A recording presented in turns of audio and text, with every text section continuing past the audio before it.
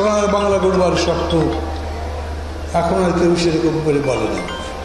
কিন্তু আজ যে নতুন বাংলাদেশ গড়বার স্বপ্ন মানুষের চোখে ফুটেছে স্বয়ংক্রিয়ভাবে, নিজে থেকে, আন্দোলনের মধ্যে থেকে, রক্ত দিয়ে, জীবন দিয়ে, সেটাকে ব্যর্থ হতে দেওয়া যাবে না। আর আর এটার সাফল্য নির্ভর করছে এখন কেবল আবেগে নয়, রাজপথের লড়াই নয়, যুদ্ধের ময়দানে নয়।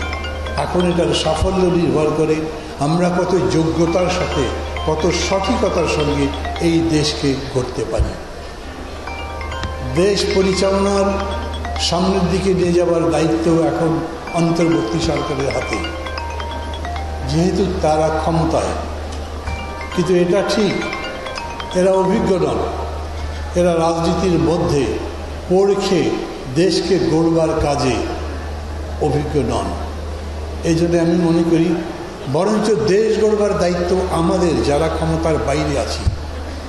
এটা যারা ভেতরে আছেন তাদের বোঝা দরকার, যারা বাইরে আছেন তাদেরও বোঝা দরকার।